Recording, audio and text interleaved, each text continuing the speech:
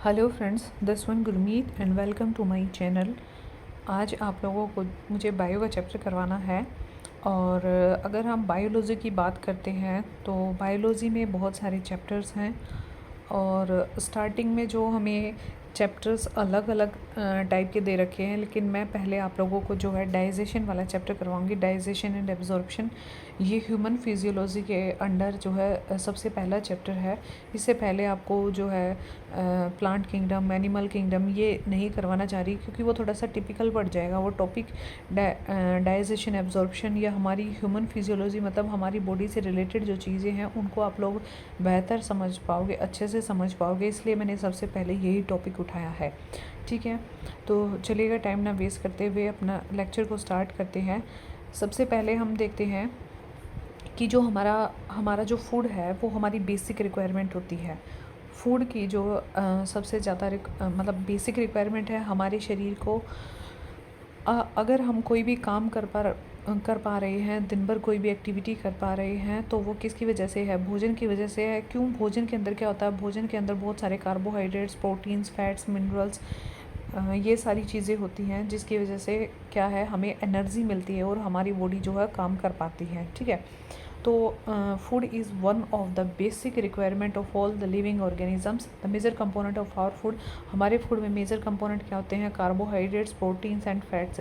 और डाइजेशन में हम इन्हीं के बारे में डिस्कस करेंगे कि हमारा भोजन जो है कैसे, हमारा फूड है कैसे डाइजेस्ट करता है, कैसे कार्बोहाइड्रेट टूटते हैं, कैसे प्रोटीन्स टूटते हैं, कैसे फैट्स टूटते हैं। विटामिन्स और जो मिनरल्स होते हैं ये हमारी बॉडी के अंदर रिक्वायर्ड होते हैं, लेकिन विटामिन्स और मिनरल्स हैं हमें एनर्जी नहीं देते। ये हमारे शरीर की मेटाबॉलिज्म के लिए जो है नेसेसरी है।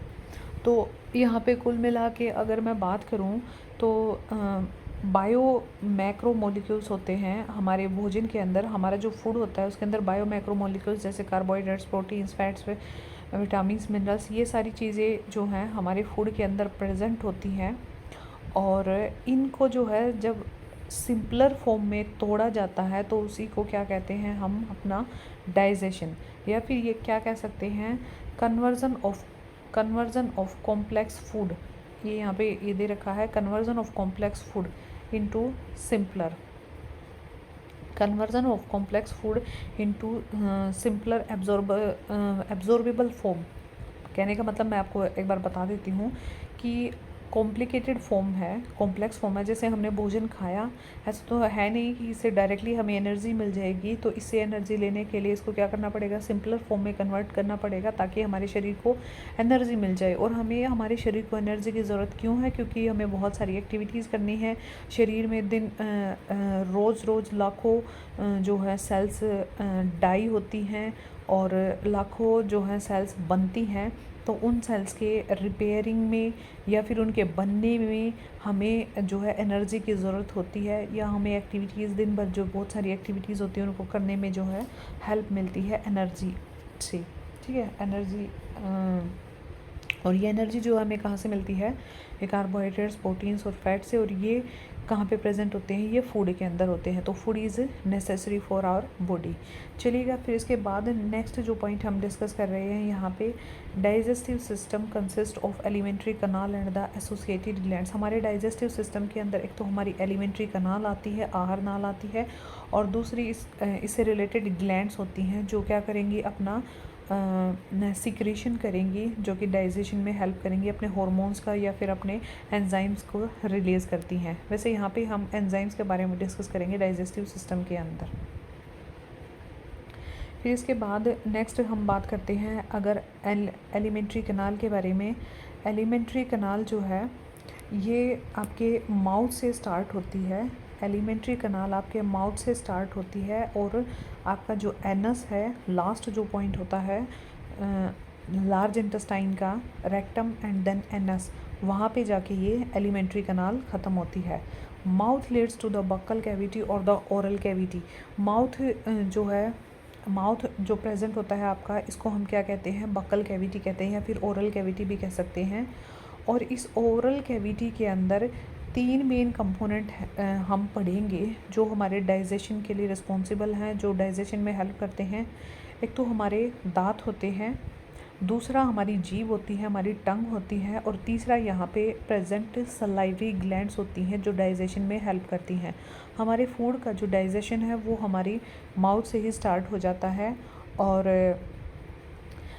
हमारे जो दांत होते हैं वो इस जो टूथ का जो एनेमल है, हमारा जो टूथ है, इसके अंदर गड़े हुए होते हैं।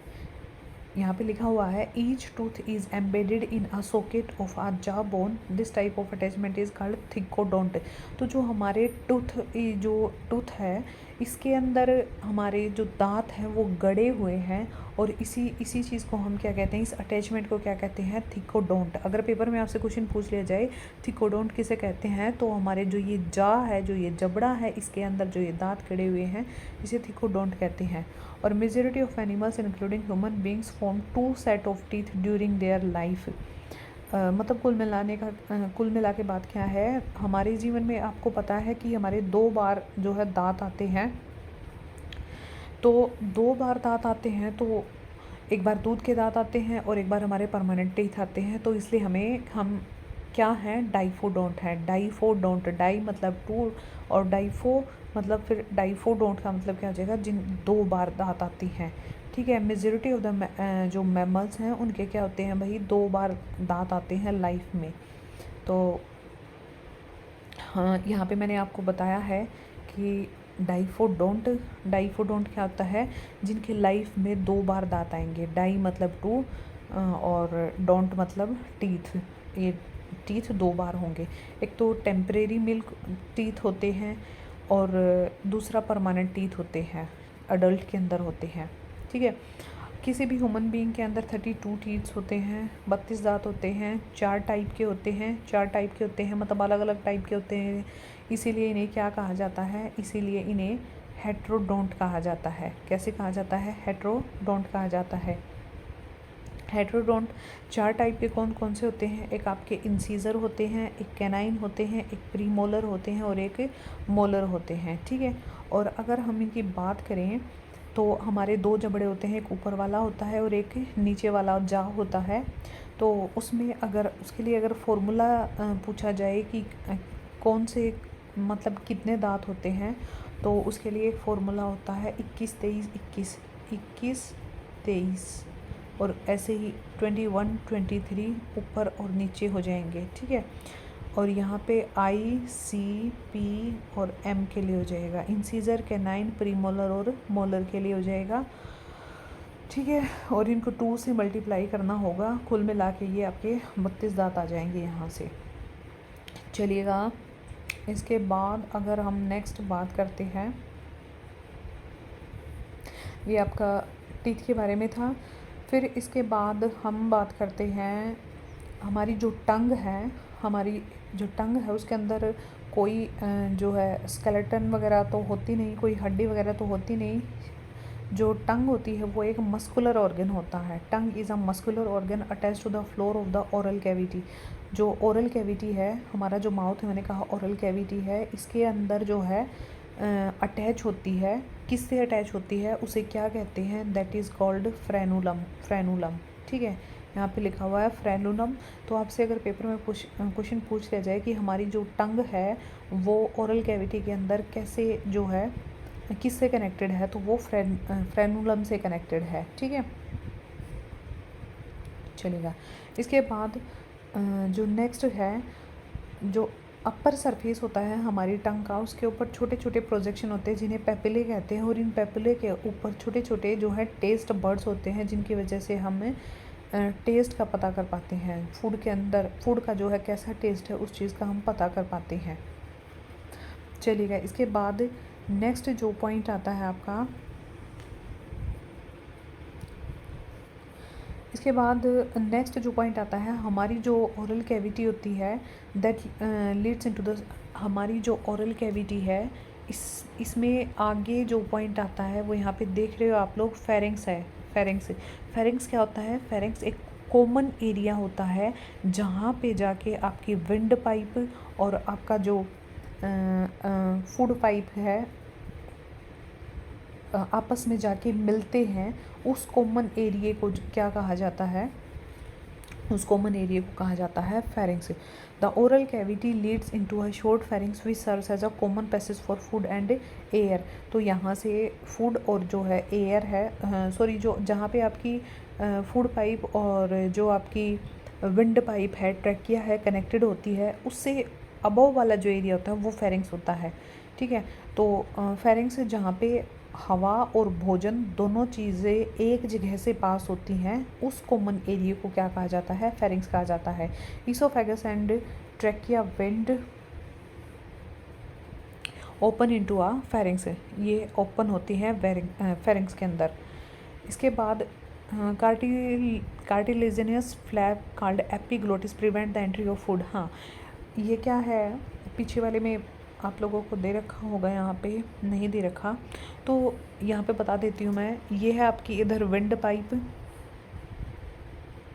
ये इधर आपकी विंड पाइप, इधर इधर मैंने ड्रॉ किया है, और ये इधर आपकी क्या है? ईसोफेगस है, ईसोफेगस इधर। तो इन दोनों को जो है, ये दोनों आपस में जुड़ी हुई हैं।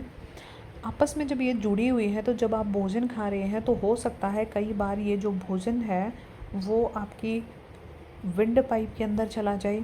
अब विंड पाइप के अंदर भोजन ना जाए तो उसके लिए यहाँ पर एक ढक्कन लगा हुआ होता है, जिसको क्या कहते हैं? एपिग्लोटिस। वो उस भोजन को उस फूड को जो आपकी विंड पाइप होती है उसमें जाने से रोकता है। ठीक है, मे बी आप लोगों को ये पॉइंट क्लियर हुआ होगा। चलो एक बार मैं आप लोगों को वो दोबारा बता दूंगी, लेकिन कुल मिला के आप एक बार इस डायग्राम को देख लीजिएगा। आपके डाइजेस्टिव सिस्टम के अंदर क्या क्या होता है। ये आपकी ओरल कैविटी है, ये ओरल कैविटी है। फिर आपका माउथ है, माउथ से जो है फूड, ये यहाँ पे आपके टीथ और जो है आपकी लंग्स, सॉरी लंग्स कह रही हूँ, टीथ है, टंग है, और आपकी सलाइवरी ग्लैंड्स उपस्थित होगी, यहाँ पे प्रेजेंट होगी। और फिर इसके बाद फेरिंक्स आएगा, कॉमन एरिया है। फेरिंक्स के बाद आपकी ईसोफेगस, फिर कहाँ पे? आपके स्टमक में जाके कनेक्ट होती है। स्टमक के भी 4 हिस्से हैं, जिनमें कार्डियक वाले हिस्से से जाके ईसोफेगस कनेक्टेड होती है। फिर उसके बाद इस जो फूड है वो स्टमक से होता हुआ आपकी स्मॉल इंटेस्टाइन के अंदर आएगा। स्मॉल इंटेस्टाइन से होता हुआ भोजन फिर लार्ज इंटेस्टाइन के अंदर जाएगा, और भोजन लास्ट में पचा के जो इतना यूज़ होना था वो यूज़ हो जाएगा, और बाकी जो एक्स्ट्रा मटेरियल है वो इस एनस के थ्रू शरीर से बाहर निकल जाएगा। ठीक है, तो ये ईसोफेगस है, ये आपका स्टमक है, और 2 मेन ग्लैंड्स हैं, एक लीवर है और एक पेनक्रियाज है, जो यहाँ पे काम करती है, डाइजेशन में जो हेल्प करती है। फिर इसके बाद जो स्मॉल इंटेस्टाइन है उसके हिस्से आते हैं। सबसे पहला जो हिस्सा आता है वो डिओडिनम है, देन जेजुनम है, देन इलियम है। और अगर हम बात करें लार्ज इंटेस्टाइन की, लार्ज इंटेस्टाइन के भी 4 हिस्से होंगे।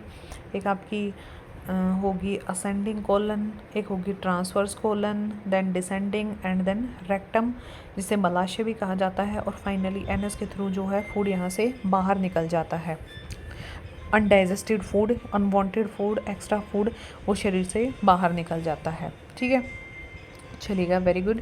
इसके बाद नेक्स्ट जो है हम कर रहे हैं, मैंने आप लोगों को बताया एपिग्लोटिस क्या होता है। एपिग्लोटिस एक ढक्कन होता है जो भोजन को प्रिवेंट करता है entry of food into glottis, entry of food into wind pipe, wind pipe के अंदर भोजन को जाने से रोकता है।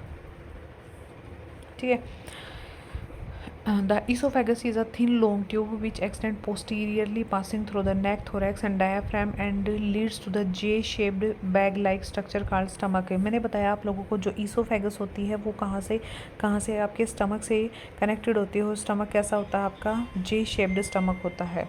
स्टमक आपका कैसा होता है भाई? J-shaped होता है। यहाँ पे आप लोग स्टमक की स्ट्रक्चर देख पा रहे हो, ये कुछ J-shaped टाइप है, कुछ इस टाइप से है। ये यहाँ पे ईसोफेगस आके कनेक्ट होती है, किससे कनेक्ट होती है? आपके स्टमक के कौन से हिस्से से कनेक्ट होती है? एक बार आप लोग यहाँ से देख सकते हैं। जो ईसोफेगस है वो स्टमक के कार्डियक वाले हिस्से से कनेक्टेड है, क्योंकि जो फंडस वाला हिस्सा है वो ऊपर की तरफ होता है। और फिर आपका जो है बीच में मेन बॉडी आती है, बीच में जो है आपकी मेन बॉडी आती है, जो आपका स्टमक है उसकी मेन बॉडी आती है, और एक क्या हिस्सा होता है, पाइलोरिक। क्या होता है भाई, पाइलोरिक कार्डियक पोर्शन दैट चलेगा चलेगा। इसके बाद नेक्स्ट जो पॉइंट आता है आपका, एक पॉइंट आप यहाँ से ये पूछा जा सकता है, जो ईसोफेगस है वो आके जब कनेक्ट होती है स्टमक से, तो यहाँ पे एक वॉल्व प्रेजेंट होती है, एक दीवार प्रेजेंट होती है, ताकि जब भोजन आपके स्टमक के अंदर आए वो वापस ईसोफेगस के अंदर ना जाए। तो यहाँ पे एक वॉल्व प्रेजेंट होती है, और उस वॉल्व को क्या कहते हैं, एक मस्कुलर स्पिंक्टर, और उसका नाम क्या है, गैस्ट्रो ईसोफेजियल, गैस्ट्रो ईसोफेजियल है, गैस्ट्रो ईसोफेजियल सॉरी। वो क्या करते हैं, भोजन को जो है रेगुलेट करते हैं स्टमक के अंदर जाता है, और स्टमक से फिर वापस जो है हमारा फूड ईसोफेगस के अंदर नहीं जा सकता। Stomach located in the upper left portion of the abdominal cavity, हमारी जो एब्डोमिनल कैविटी होती है, हमारे जो बॉडी होती है उसमें लेफ्ट वाले हिस्से में प्रेजेंट होता है। और सॉरी, ये 3 भाग हैं इसके, आपके जो स्टमक है उसके 3 मेन जो पार्ट हैं, मैंने गलती से 4 बोल दिया था। तो सबसे पहला जो पार्ट आता है that is cardiac, second is fundic, and third is pyloric. और जो आपका पाइलोरिक होता है वो कनेक्टेड होता है नीचे जो स्मॉल इंटेस्टाइन होती है उसके डिओडिनम से। स्मॉल इंटेस्टाइन का सबसे पहला जो हिस्सा आता है वो डिओडिनम होता है, उससे कनेक्टेड है, और जो कार्डियक है वो कनेक्टेड है ईसोफेगस से, और फंडस जो है फ्री वाला हिस्सा है, opens into the अच्छा, फिर उसके बाद fundic region and pyloric portion which opens into the first part of small intestine। Okay, इसके बाद नेक्स्ट है small intestine is distinguishable into 3 regions, C shaped duodenum, long coiled middle portion jejunum, and highly coiled ileum. मैंने बताया आप लोगों को कि जो स्मॉल इंटेस्टाइन है वो 3 भागों में डिवाइडेड है, duodenum, then jejunum, and then ileum. ठीक है, डिओडिनम, जेजुनम एंड इलियम, इन 3 भागों में डिवाइडेड है।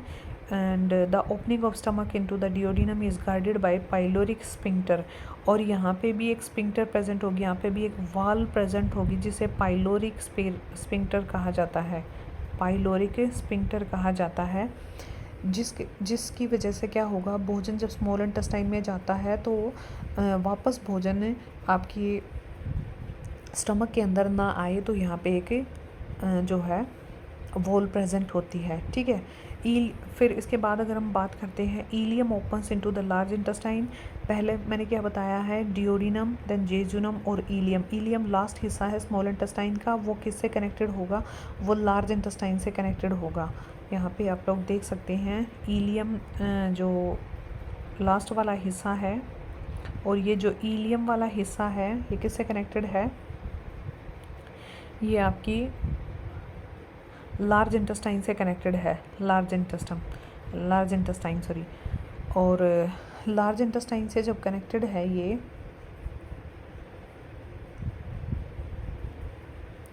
चलेगा, देखिएगा, जब ये लार्ज इंटेस्टाइन है, लार्ज इंटेस्टाइन में किससे कनेक्टेड होगा, सिकम से कनेक्टेड होगा। इसके मेन जो हिस्से हैं वो क्या क्या हैं लार्ज इंटेस्टाइन की अगर बात करें, caecum, colon and rectum. Caecum is the small blind sac which host some symbiotic microorganism, इसके अंदर कुछ सिम्बायोटिक माइक्रो ऑर्गेनिजम्स होते हैं। सिम्बायोटिक का मतलब होता है एक कोऑपरेशन होता है कि हम उनको कुछ न्यूट्रिशन दे रहे हैं और साथ में वो हमारे साथ कोऑपरेट कर रहे हैं, हमारी बॉडी को भी उसकी ज़रूरत है, ऐसे माइक्रो ऑर्गेनिजम्स प्रेजेंट होते हैं।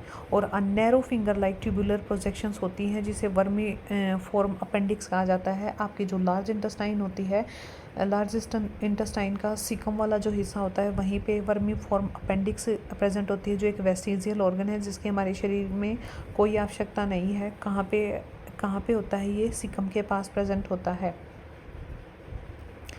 तो अगर आपसे ये पूछ लिया जाए वर्मी फॉर्म अपेंडिक्स है वो कहाँ पे होती है, तो लार्ज इंटेस्टाइन के पास में प्रेजेंट होती है, और ये एक वेस्टिजियल ऑर्गन होता है। और सिकम है वो अलग से कई भागों में डिवाइडेड है। ठीक है, और जो सिकम है that is open into colon, that is open into colon, मतलब ये कोलन से कनेक्टेड है, उसके अंदर ओपन होती है।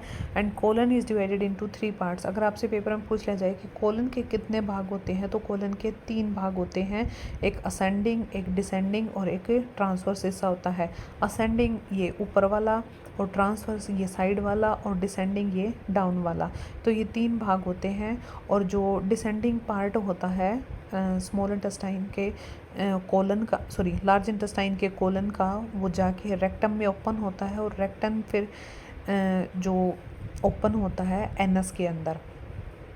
तो कुल मिला के मैंने आप लोगों को यहाँ पे आपको ये मोटा मोटा सा जो आइडिया दिया है वो मैं दोबारा से बता देती हूँ आप लोगों को। पिछले डायग्राम में जाके देखिए मैंने क्या बताया है। यहाँ पे मैंने बताया है कि आपका जो ये माउथ है, माउथ के अंदर 3 मेन ऑर्गन जो डाइजेशन में हेल्प कर रहे हैं, एक आपके दांत है, एक आपकी जीभ है, और एक सलाइवरी ग्लैंड्स हैं, ठीक है। उसके बाद जो भोजन है ईसोफेगस के थ्रू जो है स्टमक के अंदर आता है। स्टमक के 3 मेन पार्ट होते हैं, एक है fundus, then cardiac and then pyloric. और फिर उसके बाद नेक्स्ट जो भोजन है वो आपकी स्मॉल इंटेस्टाइन में चला जाता है। देखो लीवर और पेनक्रियास 2 मेन ग्लैंड्स है जो डाइजेशन में हेल्प करेंगी, लेकिन भोजन जो है हमारा फूड है वो लीवर और पेनक्रियास के अंदर नहीं जाता।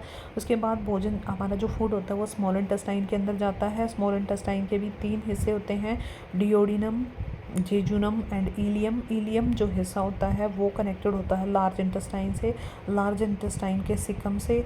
और लार्ज इंटेस्टाइन का जो सिकम होता है इसी के पास ये आप लोग देख पा रहे हो यहाँ पे वर्मीफॉर्म अपेंडिक्स है। यहाँ पे ये वर्मीफॉर्म अपेंडिक्स बनी हुई है। और ये वर्मीफॉर्म अपेंडिक्स जो है प्रेजेंट है सिकम के पास। और सिकम है जो वो किससे कनेक्टेड है, असेंडिंग कोलन से। देन ये आपका ट्रांसवर्स कोलन है, और ये आपका डिसेंडिंग कोलन है। फिर जो ये डिसेंडिंग कोलन है वो किससे कनेक्टेड होगा, रेक्टम से। और रेक्टम फिर देन एनस से। और यहाँ से फिर भोजन क्या है हमारा शरीर से जो वेस्ट है, जो भी मल होता है, अनडाइजेस्टेड फूड होता है, उसको शरीर से जो है आउट कर दिया जाता है। तो ये कुल मिला के मैंने यहाँ पे डाइजेशन के ऑर्गन्स के बारे में बताया है। और एक बार ये टीथ का भी देख सकते हैं आप लोग। 4 टाइप के मैंने टीथ बताए हैं आपको। इंसीजर कैन, ICPM इसका फॉर्मूला है। और इंसीजर, कैनाइन, प्रीमोलर और मोलर। अगर बच्चों की बात करें, बच्चों में 20 टीथ्स होते हैं जिन्हें मिल्क टीथ्स भी कहा जाता है या नॉन परमानेंट टीथ्स कहा जाता है। बच्चों में प्री मोलर जो वाले जो टीथ है वो नहीं होते। 2102/2102 ये फॉर्मूला होता है और मिल्क टीथ। और इनको 2 से मल्टीप्लाई करना पड़ता है ऊपर और नीचे, तब जाके ये कुल मिला के अपने 20 टीथ्स होंगे। ऐसे ही जो है आपके जो 32 दांत है उनको भी ऐसे ही काउंट किया जाता है, 21 23 करके उनको 2 से मल्टीप्लाई करके। ये एक फॉर्मूला है। कई बार फॉर्मूला भी अगर पेपर में पूछ लिया जाए तो आप लोग आंसर कर सकते हैं। चलो इसके बाद next, alimentary canal from oesophagus to rectum possesses 4 layers. अच्छा, लेयर्स के बारे में डिस्कस कर रखा है कि जब हम एलिमेंट्री कनाल से हम एनस की तरफ जाते हैं तो हमारे शरीर के अंदर जब ये इंटरनल ऑर्गन है इनके अंदर 4 टाइप की लेयर आती हैं। सबसे पहले आती है सिरोसा। सबसे पहले जो है ये सिरोसा आती है। एक सेकेंड,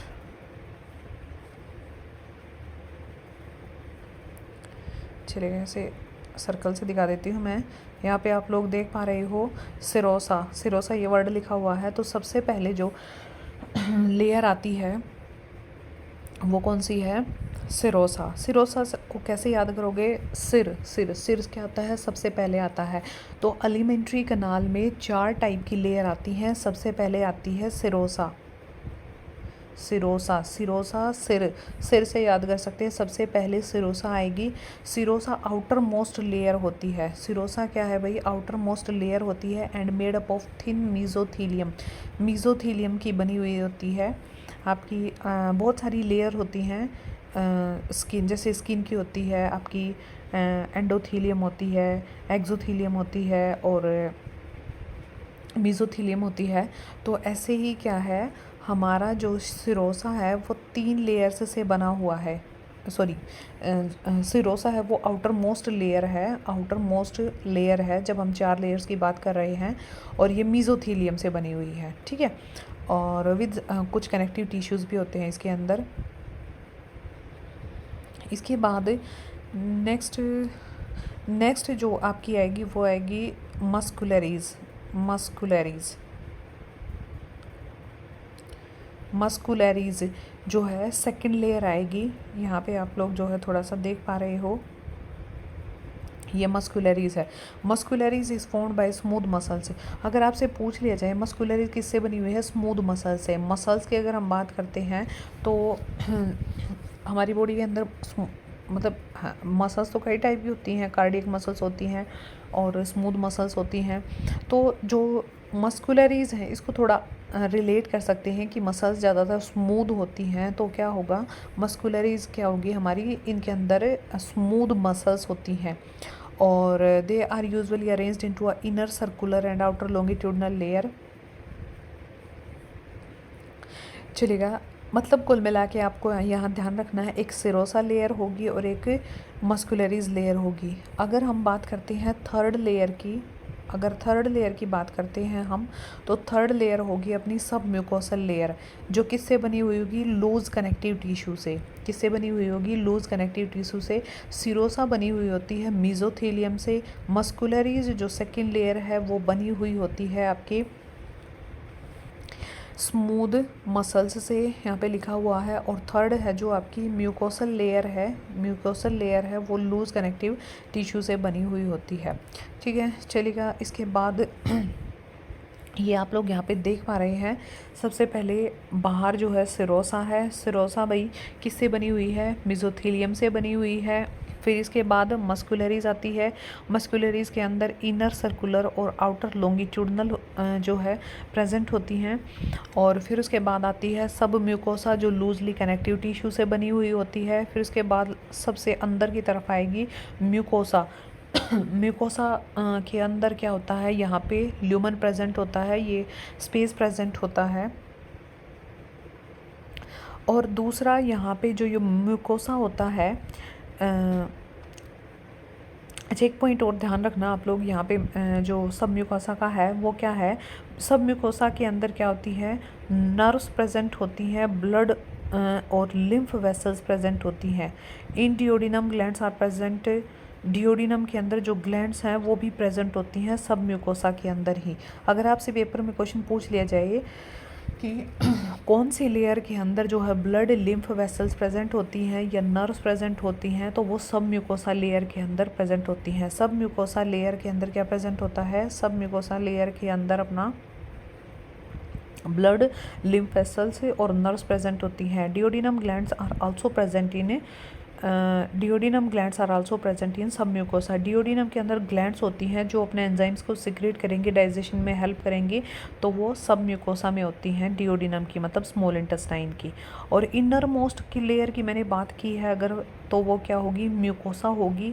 और म्यूकोसा के अंदर क्या होता है, ल्यूमन प्रेजेंट होता है। The layer form irregular fold, और इसके अंदर ये आप लोग यहाँ पे देख रहे हैं इरेगुलर फोल्ड बने हुए हैं सब म्यूकोसा म्यूकोसा के अंदर, जिन्हें हम नाम देते हैं विलई। फिंगर लाइक प्रोजेक्शंस होती हैं, उंगली नुमा जो संरचना होती हैं। और जो ये उंगली नुमा संरचना होती हैं ये एब्जॉर्प्शन में हेल्प करेंगी, एब्जॉर्प्शन में हेल्प करेंगी। और यहाँ पे एक और चीज़ प्रेजेंट होती है, माइक्रोस्कोपिक प्रोजेक्शंस और प्रेजेंट होती हैं। माइक्रोस्कोपिक प्रोजेक्शंस क्या होंगी, जो सेल्स की लाइनिंग होती है, विलई की जो विलई होंगी उनके ऊपर सेल की लाइनिंग होगी, तो वो माइक्रोस्कोपिक प्रोजेक्शंस फॉर्म करेंगे, जिसे माइक्रोविलई कहा जाता है। तो दो तरीके की यहाँ पे स्ट्रक्चर हैं, एक विलई है, एक माइक्रोविलई है। विलई हेल्प करती हैं एब्जॉर्प्शन में और माइक्रोविलई हेल्प करती हैं सरफेस एरिया को बढ़ाने में, ठीक है। तो दो तरीके की प्रोजेक्शन है वो प्रेजेंट होती हैं म्यूकोसा लेयर के अंदर, ठीक है।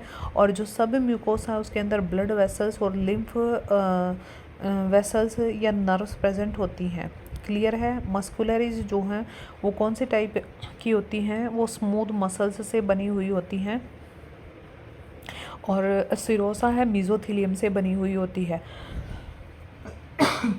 आपसे पेपर में ये पॉइंट पूछे जा सकते हैं, बिल्कुल इनको थोड़ा सा ध्यान रखना। विलाई जो माइक्रो विलाई है वो मैंने बताया modification increase the surface area, ये सरफेस एरिया को इंक्रीज़ करती हैं। और विलाई का क्या काम होता है, villi are supplied with the network of capillaries and a large lymph vessels called the lacteal. यहाँ पे मतलब क्या कहा इन्होंने, कैपिलरीज और लिम्फ वेसल्स यहाँ पे भी प्रेजेंट होती है और इनके कॉम्बिनेशन को क्या कहा जाता है, लैक्टियल कहा जाता है, इनके कॉम्बिनेशन को lacteal. Mucosal epithelium has goblet cells, इनके पास जो म्यूकोसल होती है, म्यूकोसा होती है, इनके पास क्या प्रेजेंट होती है, गोबलेट सेल। ये थोड़ा सा फोकस करना, इस पे ध्यान देना। जो म्यूकोसा होती है इनके पास गोबलेट्स सेल होती हैं और जो ये गोबलेट सेल होती हैं वो म्यूकस को रिलीज़ करती हैं और म्यूकस को रिलीज़ करती हैं। म्यूकस जो है एक ल्यूब्रिकेशन के लिए जो है रिस्पॉन्सिबल होता है हमारे स्टमक के अंदर, ठीक है। तो mucosal epithelium has goblet cell which secrete mucus that helps in lubrication. Mucosa also forms glands in the stomach, gastric glands बनाता है म्यूकोसा। गैस्ट्रिक ग्लैंड्स होती हैं जो गैस्ट्रिक जूस का सिक्रीशन करेंगी, डाइजेशन में हेल्प करेगा। और crypts in between the bases of villi in the intestine, और इंटेस्टाइन के अंदर क्या होगा, विलाई के लिए क्रिप्स बनाएगा। All the 4 layer show modification in different part of elementary कनाल। अलग अलग जो ये 4 लेयर होती है, हमने 4 बेसिक लेयर डिस्कस की हैं, इनका अलग जगह मतलब अलग अलग ऑर्गन में अलग अलग जो है थोड़ा बहुत वेरी भी कर सकता है इनका फंक्शन, ठीक है।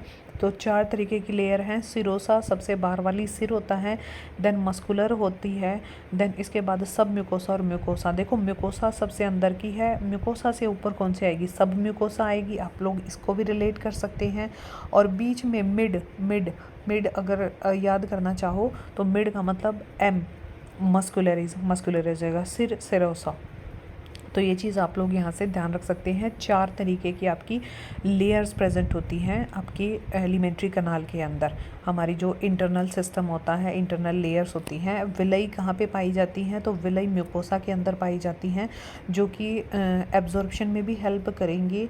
और माइक्रो जो विलाई होती हैं वो सरफेस एरिया को इंक्रीज़ करने में हेल्प करती हैं। अगर लैक्टियल पूछ लिया जाए आप लोगों से, लैक्टियल क्या होता है, तो लैक्टियल जो है कैपिलरीज और लिम्फ वेसल्स का जो कॉम्बिनेशन होता है उसको हम क्या कहते हैं, लैक्टियल कहते हैं, ठीक है। और आपसे यहाँ से यही मेन क्वेश्चन पूछे जा सकते हैं। फिर नेक्स्ट जो क्वेश्चन बनता है यहाँ पे वो क्या है, डाइजेस्टिव ग्लैंड्स। यहाँ पे जो डाइजेस्टिव ग्लैंड्स हैं वो भी अपना रोल प्ले करती हैं। डाइजेस्टिव ग्लैंड्स अपना सिक्रीशन करती हैं जो डाइजेशन में हेल्प करेगा। मेन डाइजेस्टिव ग्लैंड्स कौन कौन सी हैं, salivary glands, liver and pancreas. जो लीवर है वो सबसे बड़ी ग्लैंड होती है बॉडी की। Liver is the largest gland in our body. तो saliva is mainly produced by the 3 pairs of salivary glands. 3 pair होती हैं सलाइवरी ग्लैंड्स। एक तो आपकी सबमैक्सिलरी होती है जिसको सबमैंडिबुलर भी बोला जाता है, एक पैरोटिड होती है जो गाल के पास में प्रेजेंट होती है, और मैंडिबुलर हमारा जो लोअर जा होता है। मैंडिबल जो हड्डी होती है हमारी, जो जबड़े की हड्डी होती है, एकमात्र यही ऐसी हड्डी होती है हमारी जो इस स्कल के अंदर, खोपड़ी के अंदर जितनी भी हड्डियाँ होती हैं, मतलब हमारा जो गर्दन से ऊपर वाला जो हिस्सा होता है इसे स्कल बोला जाता है। और इस स्कल के अंदर एकमात्र एक यही हड्डी ऐसी है जो कि हिलती है। तो सब मैंडिबल, जैसे आपकी ठुड्डी वाली बोलते हैं, चिन वाली हड्डी, ये वाली हड्डी मैंडिबुलर होती है। तो या फिर इसे सब मैक्सिलरी भी कहा जाता है इस ग्लैंड को, ठीक है। इस ग्लैंड की बात कर रही हूँ मैं। ये हड्डी तो मैंडिबल होती है और यही जो है एकमात्र ऐसी हड्डी है जो हिलती है, ठीक है, बाकी सभी फिक्स हैं। तो सलाइवा की अगर बात करें कि सलाइवा सलाइवरी ग्लैंड्स के द्वारा रिलीज़ की जाती है, और 3 तरीके की सलाइवरी ग्लैंड्स होती हैं, एक पैरोटिड है, एक सबमैक्सिलरी है, और तीसरी आएगी सबलिंगुअल। लैंग्वेज हम किसके, जीभ की हेल्प से बोल पाते हैं। लैंग्वेज हम किसकी हेल्प से बोल पाते हैं भाई, जीभ की हेल्प से। तो हमारी जो टंग है उसके नीचे जो भी ग्लैंड प्रेजेंट होगी वो क्या होगी, सब लिंगुअल, ठीक है। तो 3 तरीके की हैं, parotid, submaxillary and sublingual. These gland situated just outside the buccal cavity secrete salivary juice into the buccal cavity, जो हेल्प करेगा ये हम इनको डिस्कस करेंगे। चलिएगा, इसके बाद नेक्स्ट जो है, फिर इसके बाद हमें बता रखा है लीवर के बारे में। Liver is the largest gland of the body. मैंने बताया आप लोगों को, लीवर है वो लार्जेस्ट ग्लैंड होती है बॉडी के अंदर, और इसका वेट 1.5 से 2 किलोग्राम के बीच में होता है। It is situated in the abdominal cavity, हमारे एब्डोमिनल कैविटी में होगी। और हिपैटिक लोब्यूल्स होते हैं, इसके अंदर 2 हिपैटिक लोब्यूल्स होते हैं। स्ट्रक्चरल एंड फंक्शनल यूनिट होती हैं। ये जो हिपैटिक लोब्यूल्स होते हैं इसके स्ट्रक्चरल फंक्शनल यूनिट होती है। और इसके अंदर क्या होती हैं, हिपैटिक सेल्स होती हैं, arranged in the form of codes. Hepatic sales अगर आपसे पूछ लिया जाए तो कहाँ पे होती हैं, हमारे लीवर के अंदर। प्लीज़ इस पॉइंट पे थोड़ा सा ध्यान देना कि हिपैटिक जो सेल्स होती हैं वो कहाँ पे पाई जाती हैं, लीवर के अंदर पाई जाती हैं। और हर एक जो लोब्यूल होता है वो थिन कनेक्टिव टिश्यू से जो है कनेक्टेड है, जिसे हम ग्लीसन कैप्सूल कहते हैं। तो अगर आपसे ये पूछ लिया जाए ग्लीसन कैप्सूल किसे कहते हैं, तो ग्लीसन कैप्सूल कहते हैं हिपैटिक लोब्यूल्स होते हैं लीवर के अंदर, और जब वो कवर होते हैं थिन कनेक्टिव टिश्यू की कवरिंग से, शीट से, तो उसको हम कहेंगे ग्लीसन कैप्सूल। और ये ग्लीसन कैप्सूल कहाँ पे है, लीवर के अंदर है, ठीक है। और बाइल जूस सिक्रेट किया जाता है हिपैटिक सेल्स के द्वारा, और इस जूस को फिर जो है स्टोर किया जाता है गाल ब्लैडर के अंदर। और डक्ट ऑफ जो गाल ब्लैडर होती है along with hepatic duct form from the liver form a common bile duct. कुछ नहीं, ये फालतू की बात आप लोग पढ़ लेना बाद में, मतलब मेरे बताने लायक नहीं है, आप लोग बाद में पढ़ लेना।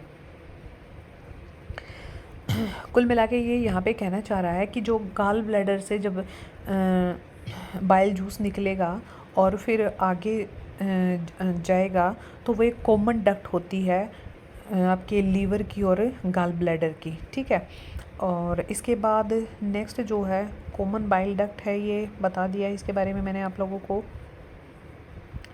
फिर इसके बाद bile duct and the pancreatic duct open together into the, अच्छा ये पेनक्रियाज है आपकी, यहाँ पे आप लोग देख पा रहे हो पेनक्रियाज है यहाँ पे। चलिए इसको सिंपली मैं वैसे ही बता देती हूँ नॉर्मली, ये पेनक्रियाज है।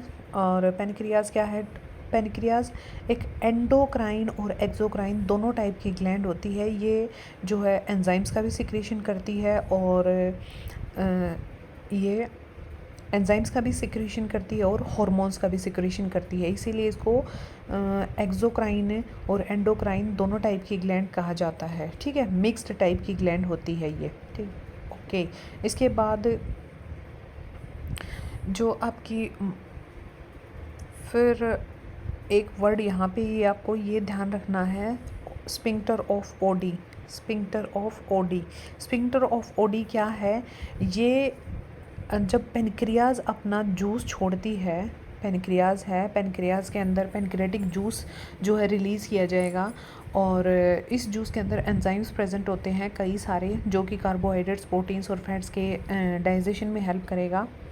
तो जो ये आपकी पेनक्रियाज से पेनक्रियाटिक जूस और लीवर से बाइल जूस आता है, वो दोनों आके फिर अपना जो जूस है वो रिलीज़ करते हैं डिओडिनम के अंदर with the help of this sphincter. This sphincter वैसे ही क्या है, यहाँ पे एक वॉल प्रेजेंट होती है in between duodenum and the duct, the special duct hepatopancreatic duct. Hepatopancreatic duct, hepato word किससे रिलेटेड है, लीवर से, और पेनक्रियाटिक पेनक्रियाज से। तो ये कॉमन डक्ट है जो इन दोनों का जूस लेके आती है, बाइल जूस को भी लेके आती है और पेनक्रियाटिक जूस को भी, जिसे हेप्टोपेनक्रियाटिक डक्ट कहा जाता है। और इसके ऊपर एक जो है ढक्कन लगा हुआ होता है, एक वॉल्व लगी हुई होती है, जिसे स्फिंक्टर ऑफ ओडी कहा जाता है, ठीक है। तो स्फिंक्टर ऑफ ओडी अगर आपसे पूछ लिया जाए तो वो कहाँ पे होती है, डिओडिनम के ऊपर होती है। कहाँ पे होगी, डिओडिनम के ऊपर होगी, जो आपके पेनक्रियाटिक जूस और जो लीवर का जूस होता है उसको वापस जाने से रोकती है, ठीक है। चलो यहाँ पे इन्होंने अपना जो है जूस को रिलीज़ कर दिया है डिओडिनम के अंदर। अब डिओडिनम के अंदर जो है फर्दर डाइजेशन होगा, अब इस डाइजेशन को हम नेक्स्ट जो है क्लास में डिस्कस करेंगे। यहाँ पे मेन मोटा मोटा किस किस का क्या फंक्शन होता है वो मैंने आपको बताया है। और अगर आपको लेक्चर अच्छा लगा हो तो प्लीज़ लाइक कीजिएगा, शेयर कीजिएगा, सब्सक्राइब कीजिएगा। मिलते हैं नेक्स्ट लेक्चर में इसके अंदर कैसे क्या एंजाइम्स अपना काम करते हैं। चलेगा, थैंक यू।